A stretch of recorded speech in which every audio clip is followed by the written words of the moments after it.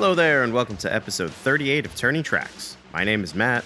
And I'm Kris. And we're here to talk about the music we love. Webster's Dictionary defines a crossroads as a place... What? Webster's Dictionary defines cliche as... You know, I don't give you shit when you write your opens. Well, perhaps you should. No, your opens don't deserve. No, I love it. Continue. As I was saying, Webster's Dictionary defines a crossroads as the place of intersection of two or more roads. Tonight's band exists at a wonderful crossroads between blistering guitars, danceable drums, overly affected vocals, and chainsaw synths. A fantastic blend of metal and synth-driven dance music. Tonight's band also exists at the crossroads of my tiny blackened heart. I'm speaking about the one and the only Ministry. What's up, Kris? Oh, pass. How you doing, Matt? Pass. I'm all right. I'm hanging in there. I'm bobbing and weaving, ducking and other covering cliches. Cliches. We're out of vocabulary already. Wow, it's gonna be a long episode now, isn't it? You say something about a plumber? Yeah, I had a plumber come today and replace my bathroom sink because it's a really long and uninteresting story. So long story short, I have a brand new bathroom sink, which is much smaller and makes the space feel so much bigger. I have so much more room for activities. I love bathroom activities. Yeah. Speaking of plumbers, I saw the Super Mario Galaxy movie last night. Wrong podcast, but how was it? It was an absolute joy. Excellent. I really enjoyed the first one. I did too. It's not high art, but it's a Super Mario Brothers movie. It is true to the source material in that, like, it doesn't have a thick plot filled with character development. It's fun. It's joyful. It's, reasonably light. There are stakes. There's great action. It was beautiful. It was well acted. It was wonderful. It was just wonderful. My face hurt from smiling so much by the end, especially if you're an old Nintendo fan like me. There's a joke about the robotic operating buddy, Rob, in the movie that, as somebody who owns two of those things and has used it many times, the joke was really for us. Like, for those who know Rob and have used it, that joke hit so perfectly. Oh, it was a marvelous movie. They didn't have, they didn't like skip out on to tie it into music. My biggest gripe from the last Super Mario Brothers movie was when they went to Donkey Kong Country, and there was they had that segment where they were on the carts and they played "Take on Me." There was actually an actual score written for that scene that was composed of a bunch of different Donkey Kong Country music, and it's absolutely gorgeous. It fits the scene flawlessly. But somewhere along the road, some producer said, "No, we need a needle drop here," and so they cut out this beautiful piece of music that was just called back to all this wonderful Donkey Kong music in favor of "Take on Me," which is a lovely song. But boy, oh boy, when I heard that other music, I was like, You done fucked up. This would have made that scene amazing. And when they released the official soundtrack, that song was on it, and I remember listening to it and just being like, "Oh my god, this is outstanding." So there was none of that in this one. They learned their lesson because people complained so much about it. When people heard the original song, like, holy cats, this is something else. And they didn't do that this time, so it was pretty wonderful. Although something else musical that's weird about it is that there was no Bowser song. Jack Black did not sing a song, though apparently he wrote one. He performed it on a late night show, I think last night, and you just gotta kind of wonder why it wasn't in the movie, because there was a perfect spot for it in the movie, and then just kind of sailed by. Everyone in the audience is like, "Oh, here we go." Peaches Part 2, let's have it. And then it just kind of got cut off, and they moved on. It's very, very odd. Wow, that sounds pretty fucking lame. Meanwhile, Ministry. Speaking of not high art. And no, not everything has to be high art. Not everything has to be. It does not. Although, the more I dig into Ministry and their production, the more I find it to actually be absolutely engrossing. For anyone who's new here to the show, this is how it works. Each episode, either Kris or myself picks a band or an artist. That person then has to choose 10 tracks and 10 tracks only that they believe best represents that band or artist. We listen to them, we discuss them, and that's how the show goes. As always, I had a very tough time trying to nail down a 40-year career into just 10 songs and then, an open and a close. And the thing about Ministry is their hits, like their popular songs, are huge. And I feel like even if you don't know Ministry, you know these songs. So for everyone hoping that they were going to hear like NWO and, like Just One Fix, sorry, that's not going to be tonight. Tonight, I'm going to dig in a little bit to some of the, I won't say deeper cuts, because there's some really whacked out deep cuts that I really enjoy, but I don't know that they would make for a selling point on an episode for someone who may have never heard Ministry before. So that being said, let's talk about the band. Ministry is an American industrial metal band founded in Chicago, Illinois in 1981 by producer, singer, and instrumentalist Al Jorgensen. Originally a synth-pop outfit, Ministry evolved into one of the pioneers of industrial rock and industrial metal in the late 1980s. The band's lineup has changed frequently, leaving Jorgensen as the sole remaining original member. This is literally, there's like 40 people on this list, and I'm just going to read some highlights.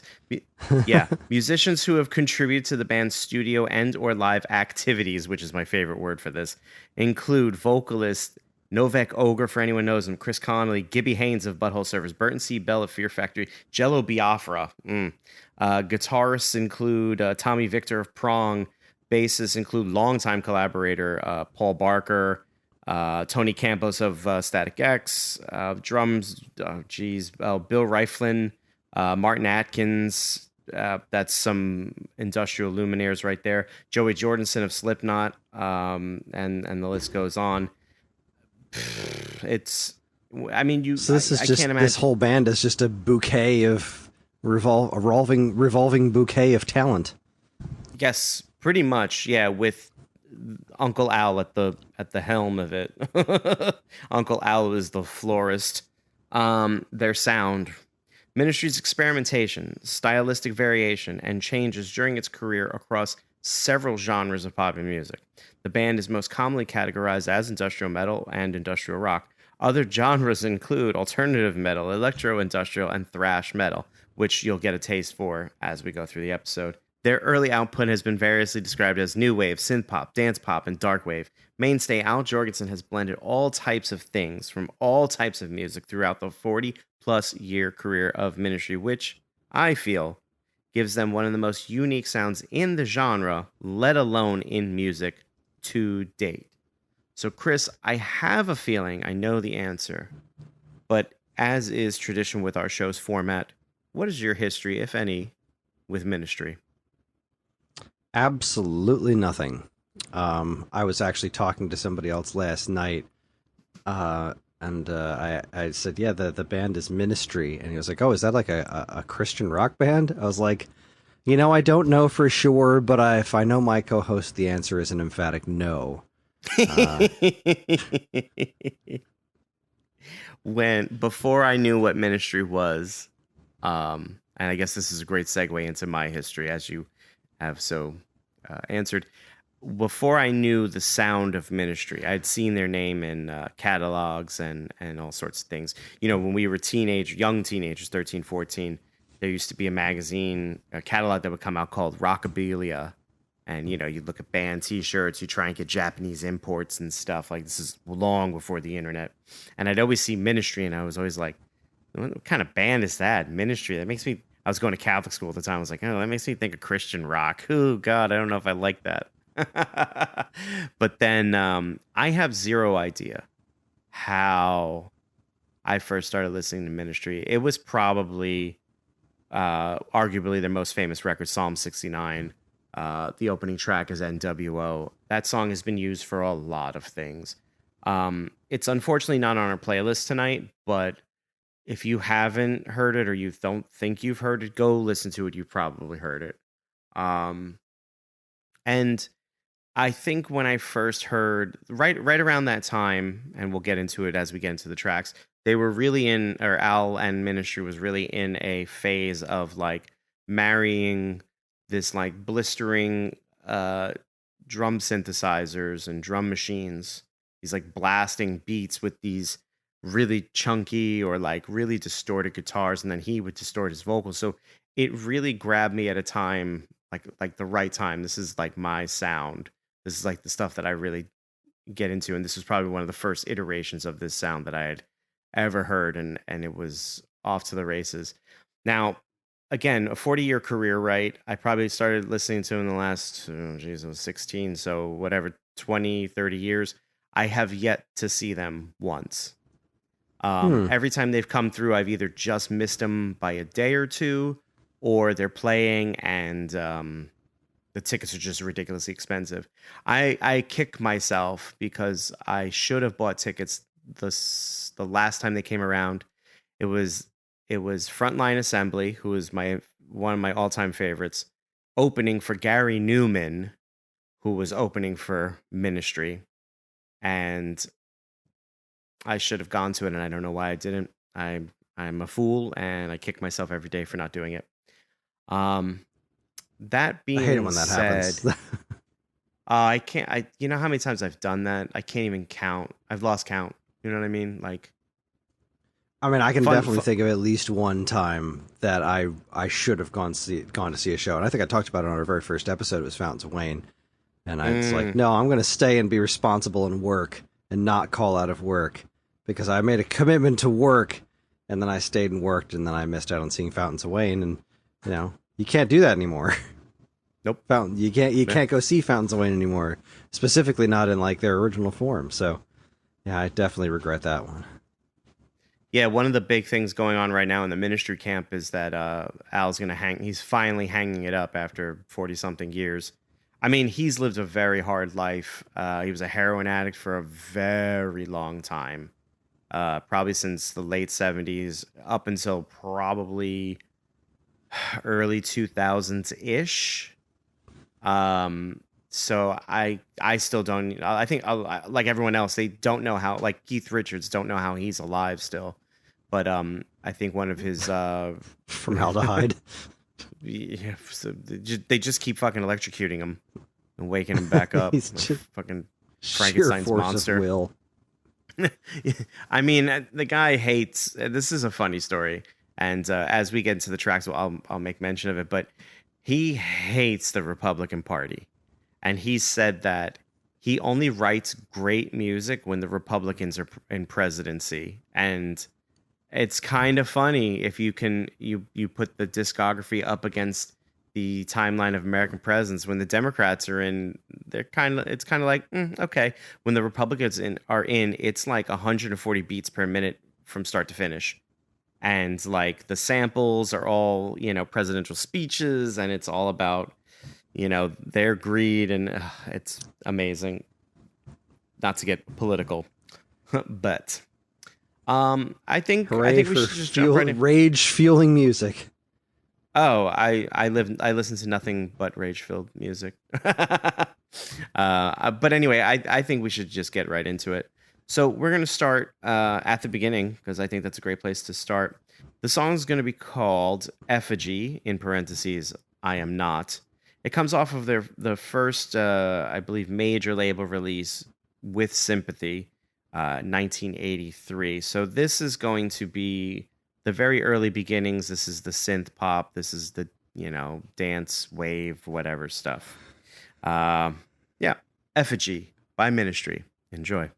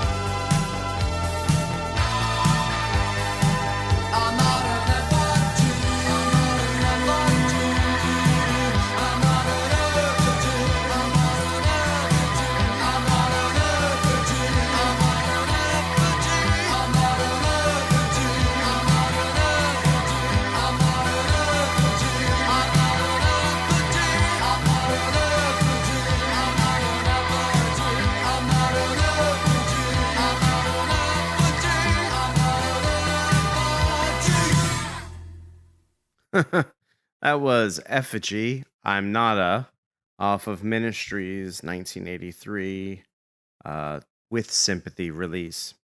So, as far as the starting place is concerned, I think this is right at the right time. 1983, we got this post punk, new wave kind of thing going on, and I think it makes a ton of sense.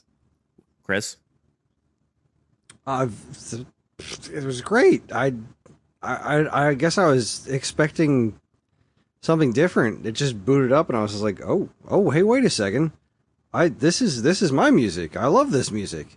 It sounded like, and I mean this as a very, very high compliment. It sounded like 80s movie road trip montage music. And like, good Lord, if there's, that was great. that was really, really good.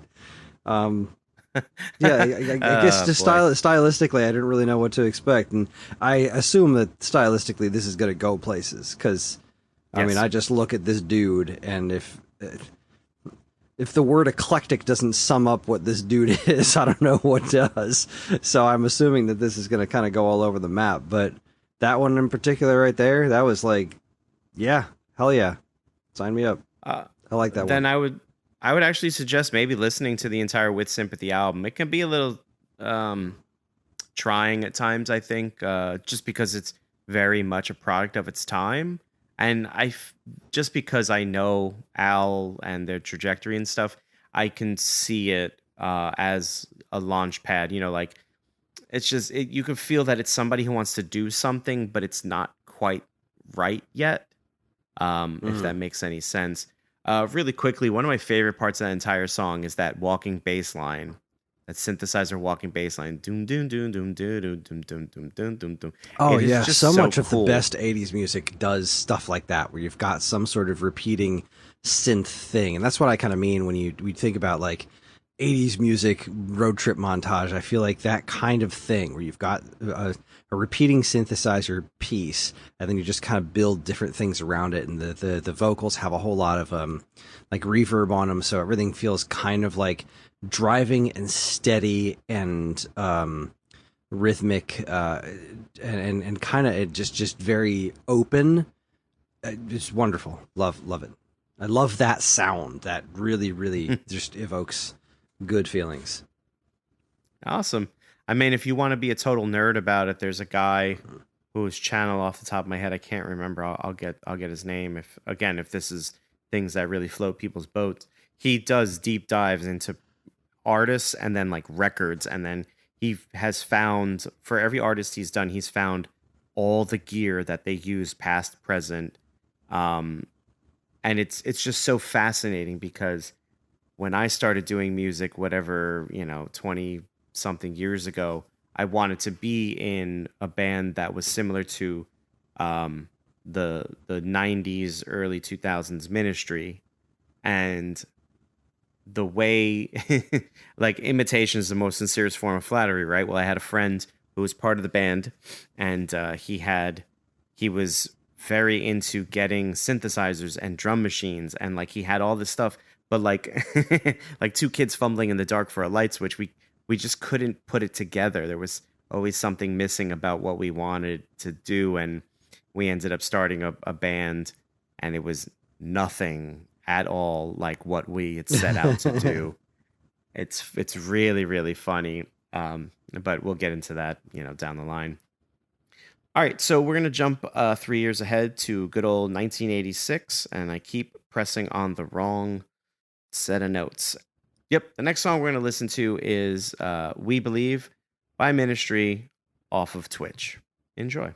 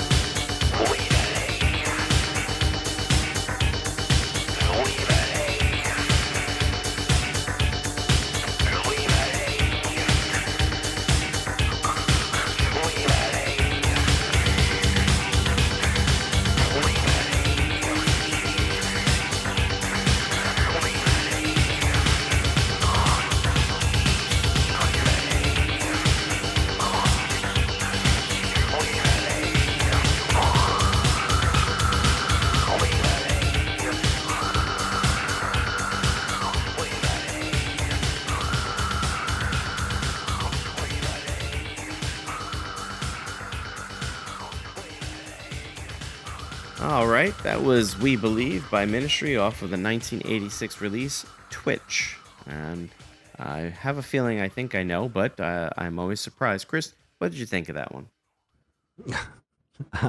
I think Trent Reznor knows what this band is. It's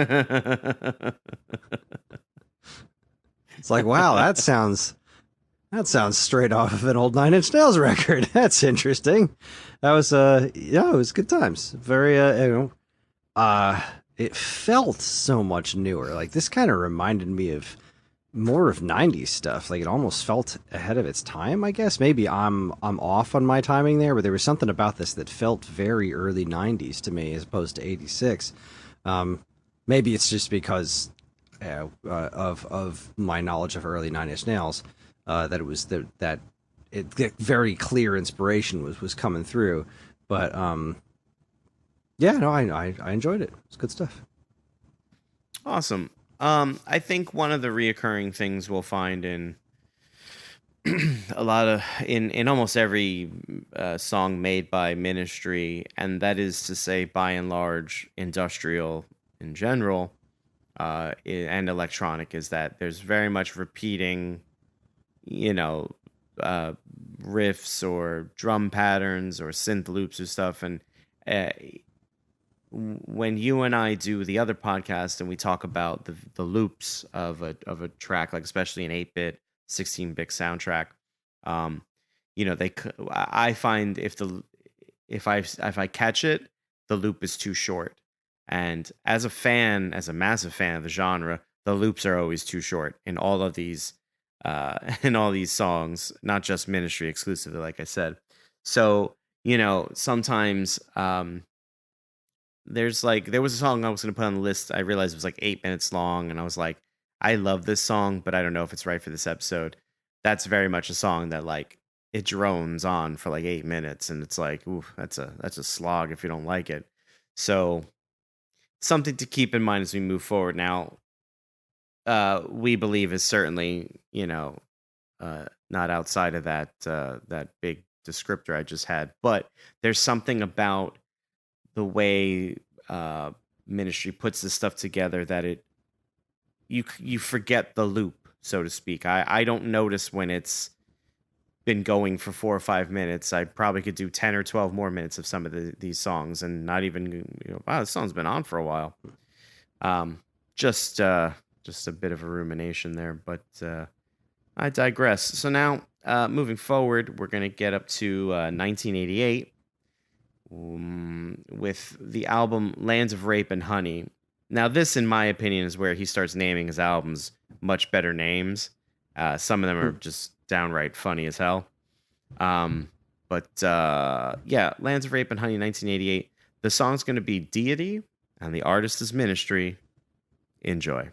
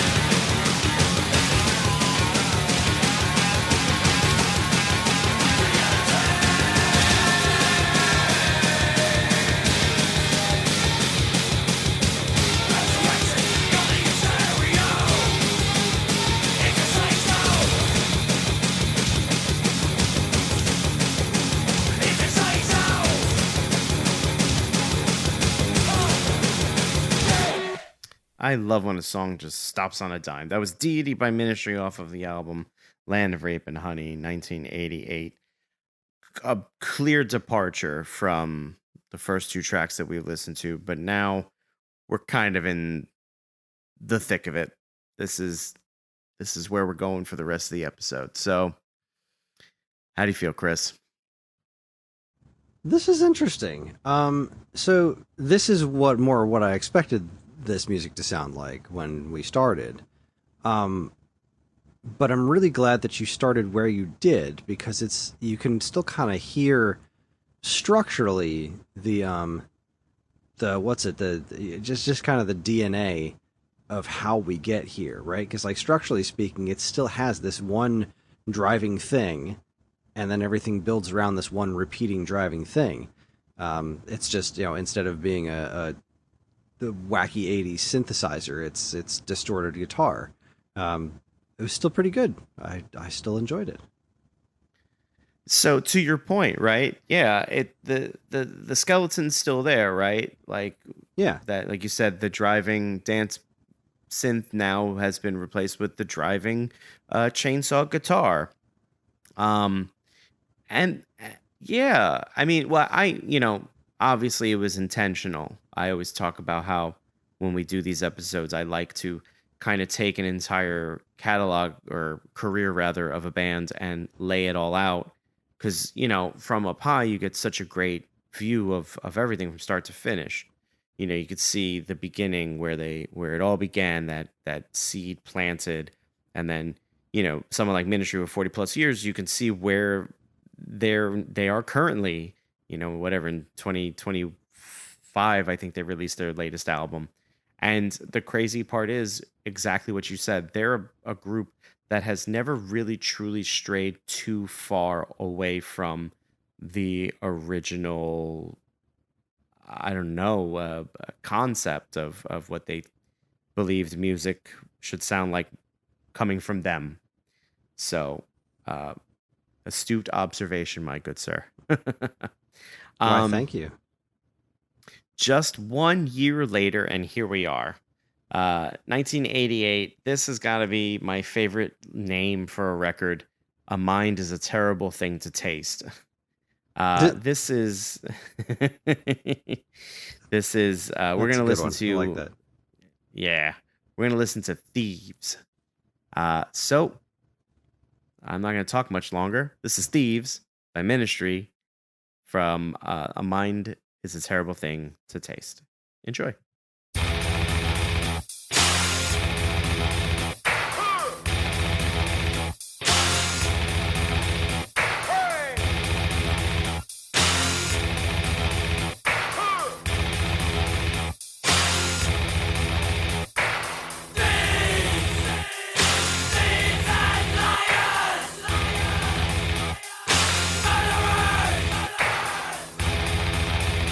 Hypocrites and past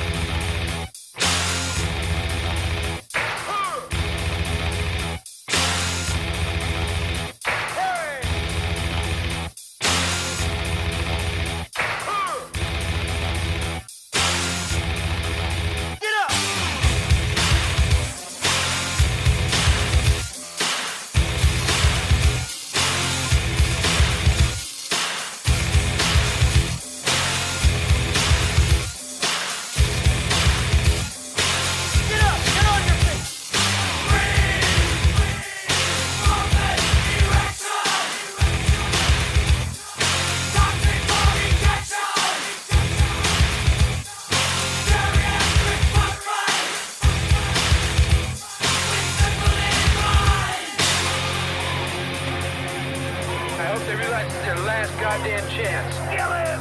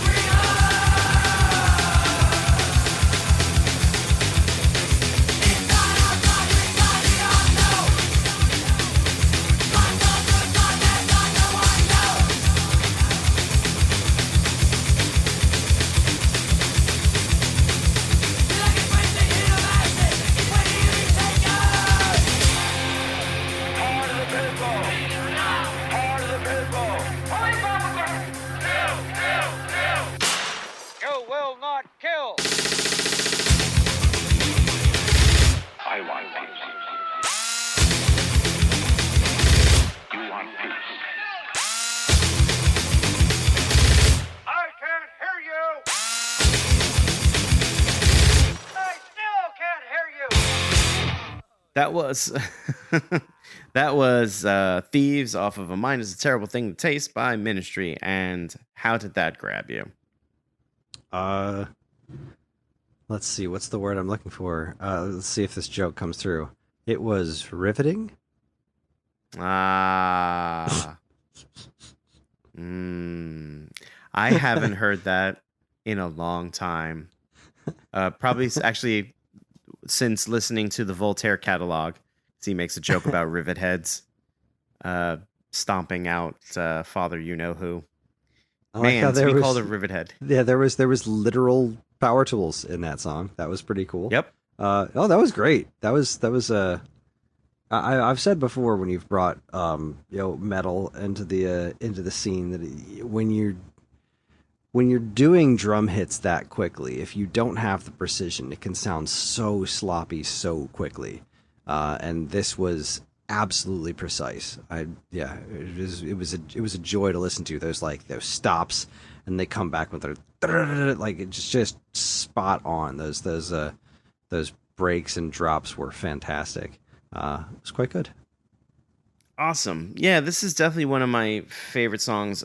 It's funny to say that this is one of my favorite albums because in putting this episode together, so this track Thieves opens up the record, and in putting this episode together, I was like, oh man, I'm gonna be picking so many songs from this record, and then I got to like really truly listening to it again for the first time in a long time, and I realized like all the songs that I like off this record are really whacked out, and like I said, this episode would be very, very different if I chose all my favorite songs that were really left of center.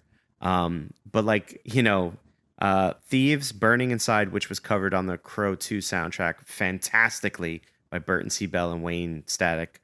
Oh, what a great song. Never Believe, Cannibal Song, Breathe. Oh my God, So What? Such a great, great album. But it's such a...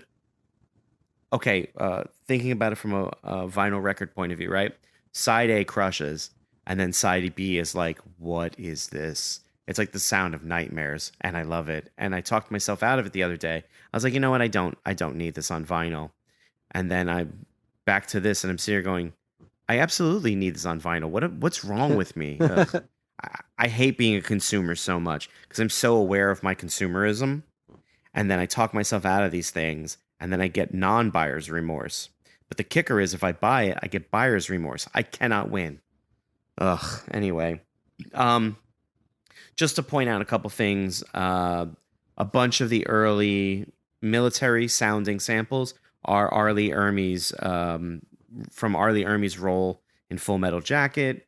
I Want Peace is from Richard Nixon, which I think is I don't know that that's his first use of political speeches in their music, but it's certainly probably the most prominent and staunch Republican right there. So here we go. And then all the other samples are from, and I didn't know this, I always thought a bunch of those samples were from Lethal Weapon because it sounded like Mel Gibson to me, but it's actually from The War at Home, which is a documentary. The more you know. Dun-dun-dun. Okay. The next, you like that, right? I did. The next thing, well, I'm full of them. The next track we're gonna listen to comes off of probably their most famous record, Psalm 69. Now, I want to point out that record, like I said, starts with NWO. NWO being probably their most famous song.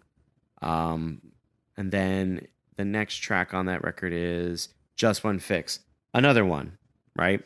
That is very wildly popular. But like I said, I kind of wanted to stay away from that. But at the same time, I had this real, oh God, here we go. Sidetrack. I had this real hard moment where it was like, well, all the stuff that I love about Ministry is obviously the singles is what brought me here, but the deep cuts are what kept me. And I'm like, I don't know what to do here. So ultimately, I went for, the stuff that I think, like, this to me was like maybe REM for you, where it's like everybody knows all their hits. I could have just played, or excuse me, you could have just played Losing My Religion 10 times and everyone would have been happy, right? But, you want to give them a little more shine than maybe most people are used to. So again, if anyone's listening and you're a staunch Ministry fan, sorry. Or if you're a passerby Ministry fan, sorry, this isn't that show. That being said, this is probably the most radio popular track we're going to listen to. It's called Jesus Built My Hot Rod. And one of the reasons why I almost didn't pick this was because Al Jorgensen isn't singing. Instead, it's Gibby Haynes of the Butthole Surfers. And I wanted to stay away from that, but I mean, technically, he is kind of a member of the band Ministry, so I guess it works. So anyway, here we go. Jesus Built My Hot Rod. It's a love affair. Sorry. It's off of Psalm 69. It's Ministry. Enjoy. Soon I discovered that this rock thing was true. Jerry Lee Lewis was the devil. Jesus was an architect previous to his career as a prophet. All of a sudden, I found myself in love with the world, so there was only one thing that I could do, was ding-a-ding-dang, my dang-along-ling-long.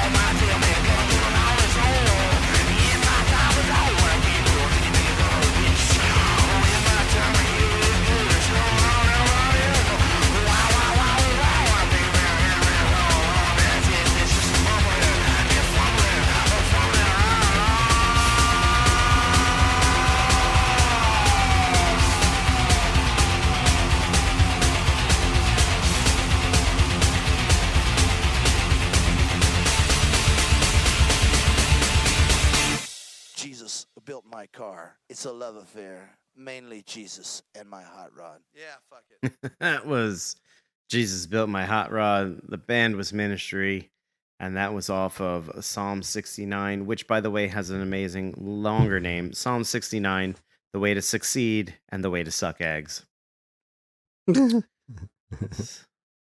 So, Chris, how do you feel about that? That was a pretty fun one. That was a good time. Nice energy. Nice nonsense words got going on there. Lots of nonsense. Wiki diki down, whatever the heck that was. That was fun. That's a song that anybody could pick up and just start singing. It's great. I love it. Yeah, that was some entertainment right there. I loved it. All right, we're gonna stay here for one more. I mean, there were so many studio albums to choose from, but this next song is among my top 5, if not maybe like top 3 favorite Ministry songs. The name of the song is Scarecrow, and I'm not gonna do a ton of introducing. This is also off of Psalm 69, and it's Scarecrow. Enjoy.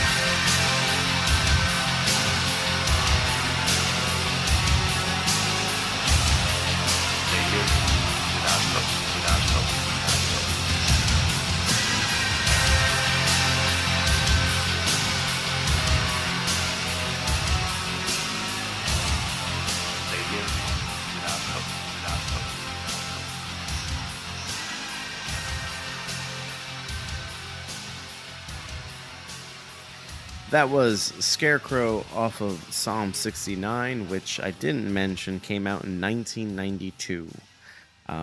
I also mentioned at some point that I didn't want to put an 8-minute song on the list, but totally forgot that Scarecrow was 8.5 minutes long. But there's something about that song that it doesn't feel like 8.5 minutes long because I love it so very, very much. Now, when Chris tells me he hates it, I have to just sit and grin and bear it. So, Chris, how do you feel about that song? I hate it and I hate you. Just kidding. No, it was That's good. all fair. It definitely felt its length. I feel like it could have. I don't want to say it could have been shortened because like it didn't seem like anything there was unnecessary, but it did feel long. But it was a very good, groove for lack of a better term. Like it sounded like something off the Crow soundtrack. Like it was and that's fairly high praise. I enjoyed it. I agree with you. I think one of the reasons why I absolutely love that song is I'm a big fan of Paul Barker as their bass player. When he departed, eventually, I forget where. We'll get to it. When he departs the band, I find that the actual bass section does suffer. He has this great ability to create these like moving bass lines. I won't say walking, but his bass has a great tone that when you're able to really listen to it like on a nice pair of headphones or a nice set of speakers or something, it has this great tone that really kind of sits somewhere just below the middle of it, the middle of the mix. It's just beautiful. And then secondly, all his bass propels the music. Like the whole track is under the I don't know, under the order of the bass, right? Like every track, its groove is in the bass.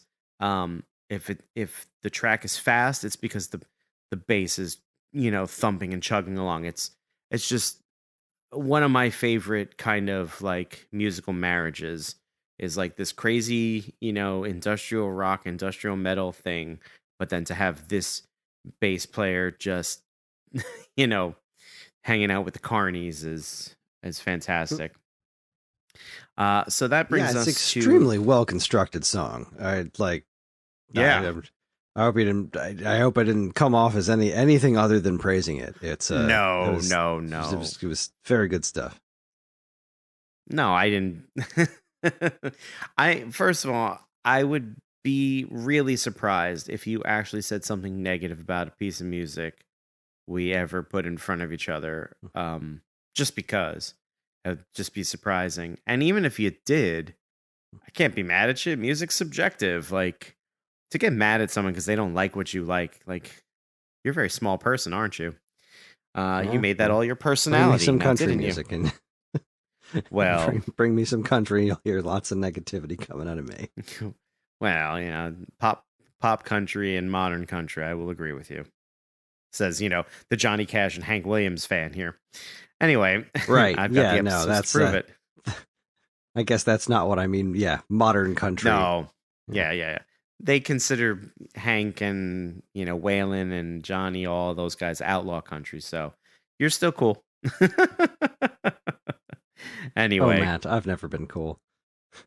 It's true. I know. We smell our own. Moving right along. The next record we're moving to is entitled "Filth Pig," and this record, I don't know. I don't know anyone that likes this record. I also don't know anyone that really likes Ministry the way I do. I absolutely love this record, and this was a really tough choice what to pick off this one. So 1996, Ministry releases Filth Pig. The track we're going to listen to is simply titled Dead Guy. Enjoy.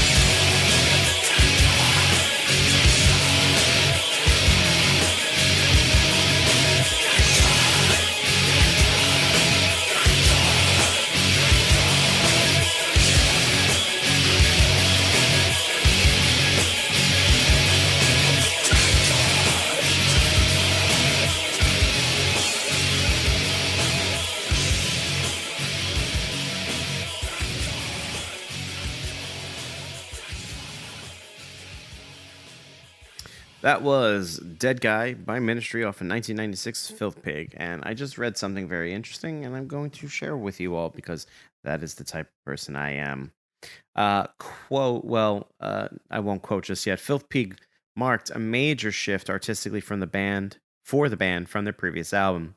Jorgensen said everyone wanted him to continue making music similar to Psalm 69. Quote, uh, he wanted to move away from using samples and focus on slower, heavier music. Jorgensen rejected any song that sounded like their previous work. Now, here's the quote. Everyone hated Filth Pig. They wanted Psalm 70, and I gave them an electronic free record full of gun in mouth dirges and nothing but pain. Aside from the cover art, the humor was gone. All that was left was misery. And I still had to tour the fucking thing, which went down in history as the interminable, intolerable, and absolutely depraved Sphincter. For the record, speaking of records, the record that came after this was a live, or actually after the next record, was a live album of the Sphincter called Sphincter. And that's Al Jorgensen and his humor. But anyway, Kris, how'd you feel about that? It was pretty good. I've actually already forgotten that there was something about that one that I liked the bass line hook, right? That was pretty good. The repeating bass line was pretty solid. It's good. It was sort of an odd energy about it. I can't really put my finger on. Like not odd, not even unusual, but like kind of a very specific energy to it that I don't really know how to properly articulate it, probably because I'm very tired. But it had a very specific energy about it. It was rather enjoyable. I think Al calling them dirges is pretty appropriate. There's a lot of tracks on this record that are slower and heavier. There's like some weird internet push right now for the band Crowbar, and that Crowbar makes fat music for fat people, and that's derivative from Beavis and Butthead watching one of their music videos and saying they look like they make fat music for fat people. So someone like brought that back up and dusted it off, from the past and made it like a meme, and now Crowbar's like leaned hard into it. And if you know Crowbar's music, it's like sludge. It's like sludge metal, and which is slow, fat, and heavy. And all the guys in Crowbar, slow, fat, and heavy. And I say that with love because I love Kirk. He's part of Down. Anyway, this song speaks to all my sensibilities of loving like stoner rock, grunge, or not grunge, I'm sorry, sludge, and like doom, stoner metal, doom metal, and stuff like that. But in electronic form, it's everything I could have ever asked for. Yeah, big fan. Big fan. Moving right along to their next record, which is Dark Side of the Spoon. Gee, I wonder what that's a riff on. From 1999. The next track we're going to listen to is Bad Blood. Here it is, Bad Blood.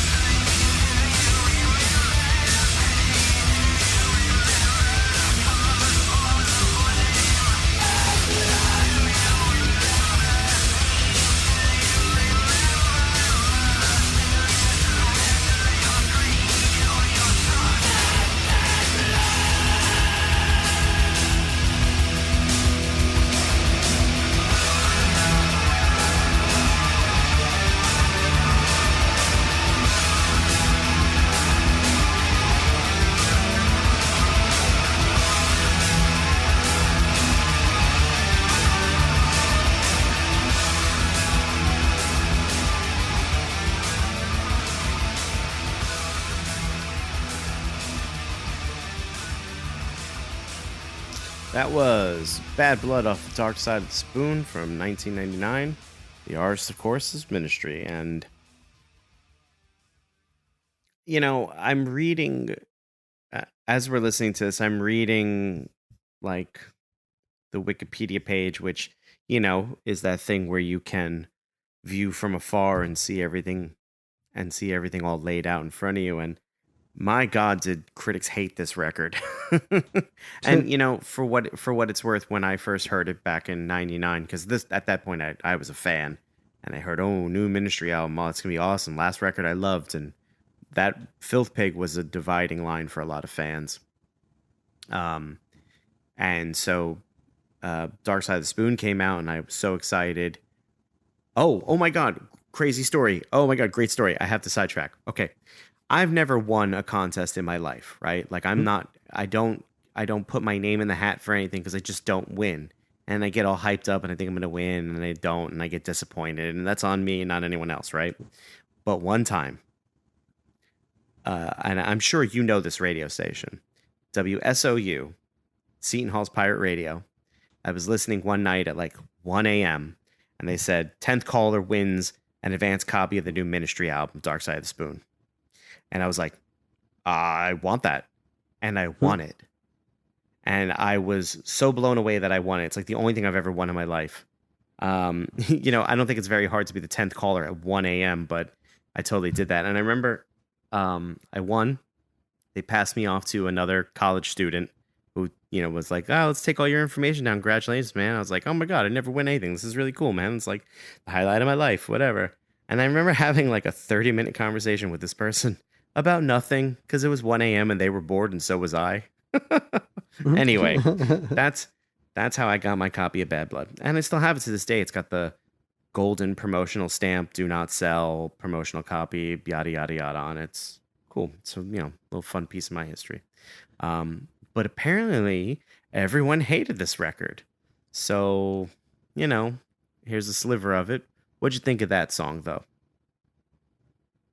I mean, Taylor Swift's version was very different, but yeah. She sees things from a different point of view. She does. She has a slightly different life experience. It's true. No, again, I guess I'm not really seeing what's so stylistically different about it that would make everybody hate it. I don't know. It seemed like more Ministry to me. What am I missing here?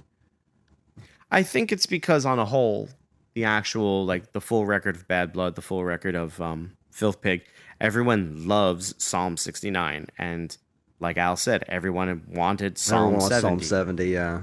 Huh. Yeah, so naturally. And his thing too is in reading some of these articles and, reading what he said as a result, as a retort to some of them, to critics and everything like that. Like, first of all, you don't need to know anything about Al Jorgensen. You need to take one look at him and know that he does things his way and he doesn't give a fucking shit what you think, right? And it's true. It's absolutely true. I've seen tons of interviews with him. He's a heart on his sleeve kind of guy. Like, he's a straight shooter. He's honest. Was he a junkie for like 25 years? Yeah, he absolutely was. Did he write some of his best music while, in the throes of addiction? Arguably so. The guy starts to get clean and he's like, yeah, those are really dark places, and I want to explore other aspects of making music. And so Filth Pig was the first step out of that quote unquote, like, gravy train to money or fame or, whatever the hell it was or what it could have been. And, he approached it from an artist's point of view. Now, that's not to say, and this is an interesting side note too, Al Jorgensen is very prolific. He's a very prolific creator. If you look into him, he's got something like, he's like Mike Patton with projects. Mike Patton, famously of Faith No More and Mr. Bungle, but Al Jorgensen's got so many different projects. A lot of those guys that I listed off at the very beginning, he's gone on to do all kinds of different things. Off the top of my head, there's Ministry, there's Revolting Cocks, there's Palehead, PTP, Lard, 1000 Sugar, what is it? 1000 Super Homo DJs. And then other things that I can't even remember right now. He's got so much music in him and he's created so much stuff. So like for someone to be like, this record sucks, he's like, okay, great, thanks. So it's at this point now, they're deviating. But if I'm not mistaken, 1999, I think we had like Democratic presidents.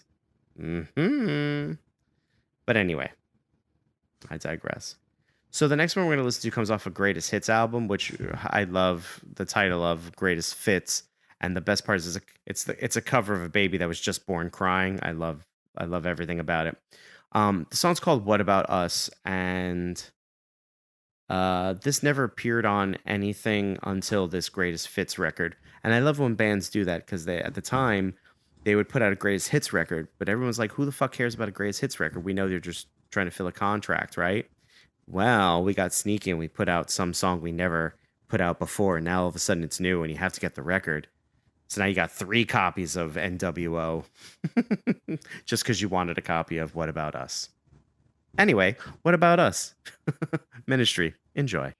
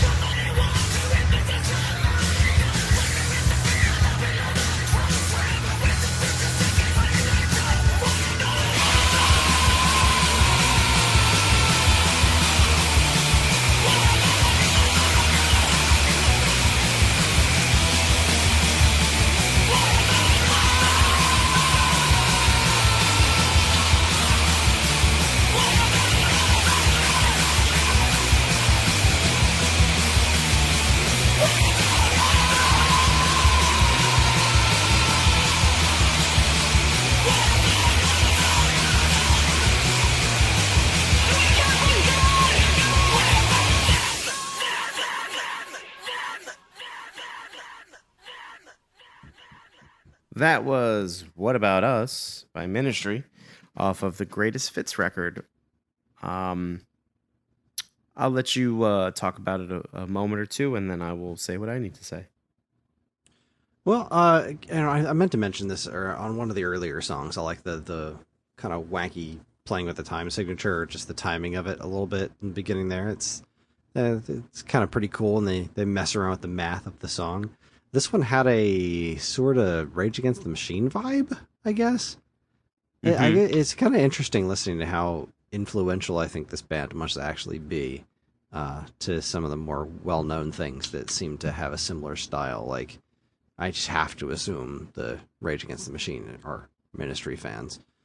But this was again, quality piece of music. Not exactly, a smiley fun times, a happy toe tapper, but it was very little of what we've listened to tonight was. It was still a good time. I very much enjoyed it. I don't know, I tap my toes a lot. It's crazy to think back to Effigy and you can definitely hear that line of evolution from point A to point B. But if you had never I'd never heard this band before, if I had heard all of the songs, except from Deity onward, and then heard Effigy, I'd be like, this is the same band? That is crazy. It's pretty wild. It's been a wild ride. It has been, and quite frankly, that's my favorite part of this show, when I'm able to do someone who's had a deep career, or at the very least has created enough material to make it appear like a deep career. You can chart that trajectory quite literally, through the art created. One of the things I wanted to mention before we move on to our final song of the night is What About Us actually appears in AI, Artificial Intelligence, and actually the movie, not the bullshit that's currently taking over the world. Correct. Oh, so sorry. Yes, the Kubrick film, right? Was that Kubrick? Am I having a?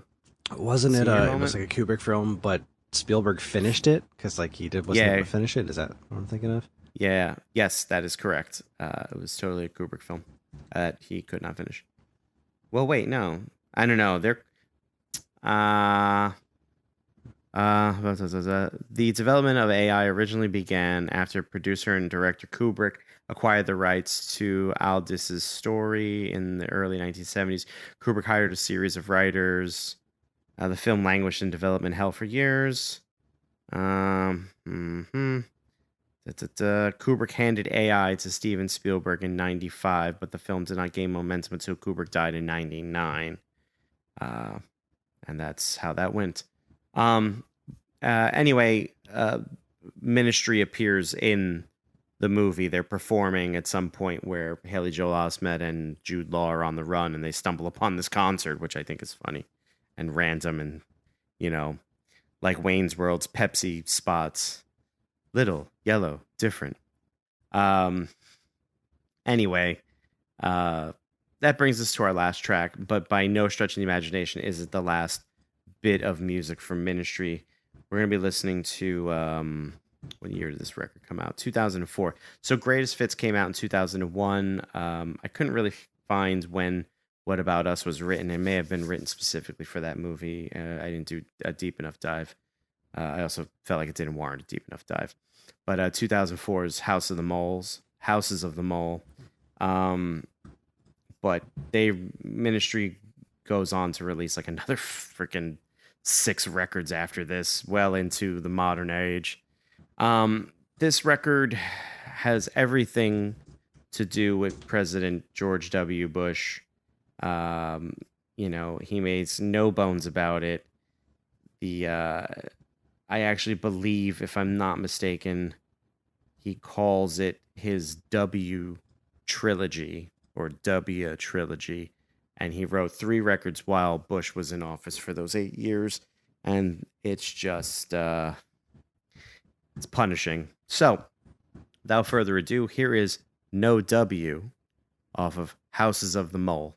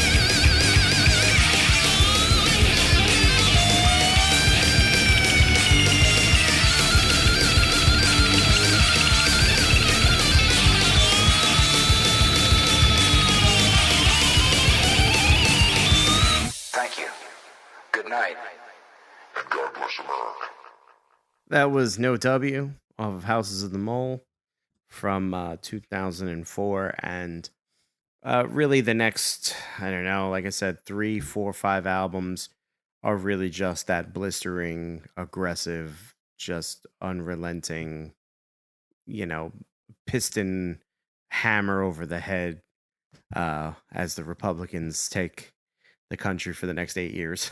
And he's not shy about it. Like, a lot of his songs will just point directly at the president. And there's a lot of references to George W. Bush. Obviously, you heard a couple samples there. There's another couple of songs that he does that have some really great use of George W. Bush. And then actually, he goes back at some point and redoes NWO, which stands for New World Order, and dubs in Bush Jr. Saying things, because I want to say that there's a couple of Bush seniors in the original. So he's in a phase. He's in his political era, as the kids would say. But that's it. I guess I don't know if you want to say anything about that particular track. It was so much shorter. Yeah. No, it was short. It was to the point. You can definitely feel the rage. There's honestly, and again, not to get too political, but it's quaint to think back to when W was our biggest problem. Yes. The bottom seemed a whole lot closer to the top. My friend, that is a wonderful way of putting it. To be fair, in putting this episode together, I'd kind of... Okay, I know everyone kind of does this with bands like that have extensive careers. There just comes a point where you stop listening, you just drop off, or you're like, you know what, I need something else, or whatever it is. And this era right there is kind of where I fell away from them, because as much as I loved the fast aggressive, I was really into that like thick and heavy and slow and dirgy. So to go back and to listen to some of this stuff again after 20 years, one, it's pleasant, it's nice to hear this stuff, but you're absolutely right. There was a part of me that was kind of like, oof, but you sweet summer child, we had no idea how much worse it could get. But to say, just to kind of put a cherry on all this, he's got some tracks out about this administration too, and I find them to be very interesting. His big single, I think, from the last record was about fake news, and it's all, our current president sampled, talking about fake news. And I don't know. I think the music's a little weak in my opinion, but that's whatever. Anyway, I guess final thoughts, Kris, if you have any. This was yet another interesting experience. It's not a band that I'm familiar with. I absolutely loved that first song. It steered away from the kind of music I generally listen to since then, but that first song, Effigy, really gave me an interesting frame of reference for the rest of the evening. It was very solid stuff. I'll be adding. I'm going to listen to that With Sympathy album. That sounds like it is right up my alley. That was good stuff. But yeah, thank you for introducing me to some interesting music. It's been too long, and yes, it'll hopefully not be quite as long.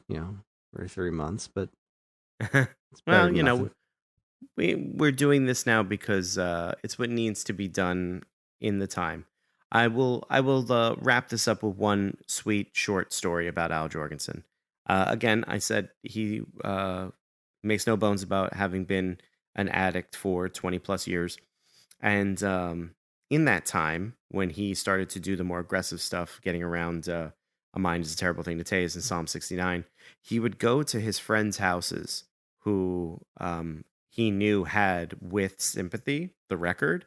And when they were out of the room, he would break it. He hated that record so much. throughout his almost entire career, he hated it so much that he would destroy it so that it wouldn't physically exist, right? And it was only until maybe the last like 5 or 10 years he came around and said, like, I was I was in weird dark places and stuff.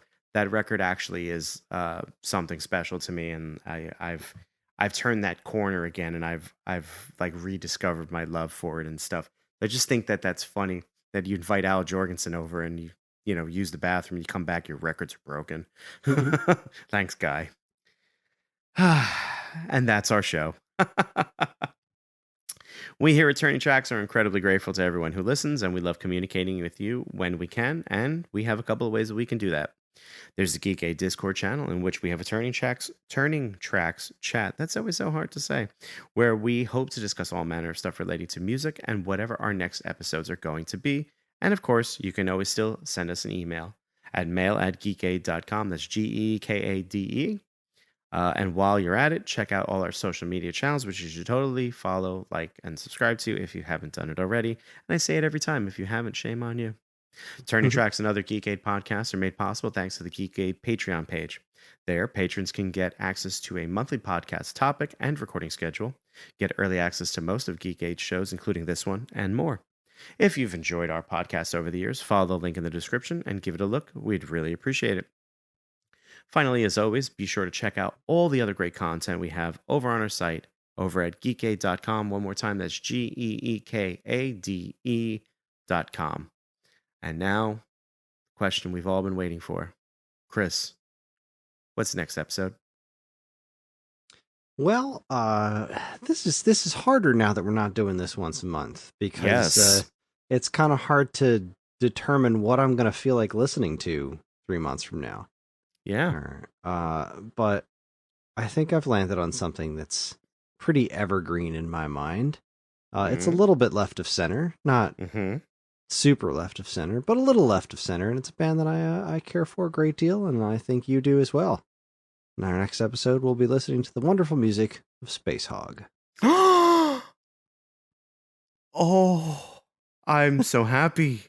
I love Space Hog.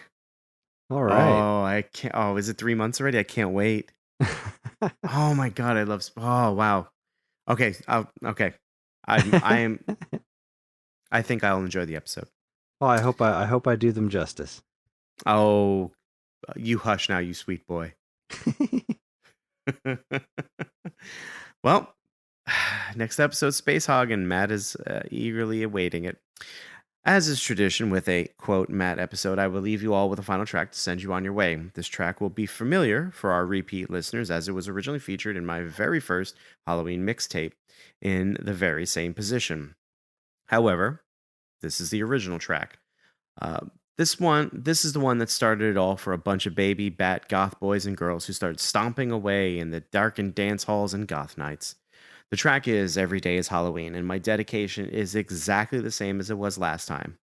And, unfortunately, it may even ring more true now than it did the first time. Blaze your own path, forge your own trails, and do things your way.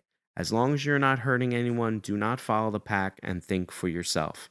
Ask questions, stand up against the authority where you feel it's being unjust. Look out for one another and look out for yourselves. We'll catch you next time.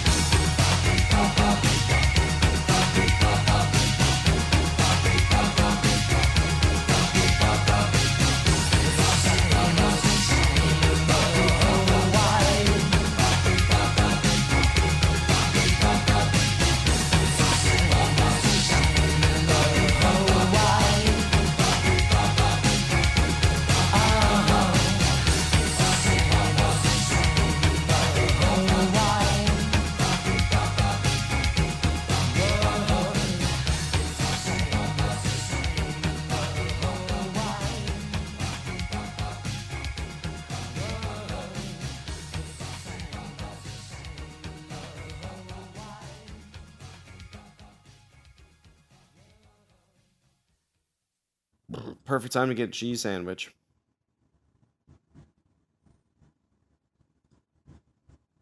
Who used to do that in their commercial breaks? They would say, "Now is a great time to go get a cheese sandwich." Is there ever a bad time to get a cheese sandwich? I'd like a little meat in there, though. Right. I mean, I would prefer a sandwich that wasn't just cheese, but that said, I'm not going to like kick a cheese sandwich out of bed. Now I just thought of a giant anthropomorphized cheese sandwich laying next to you in bed.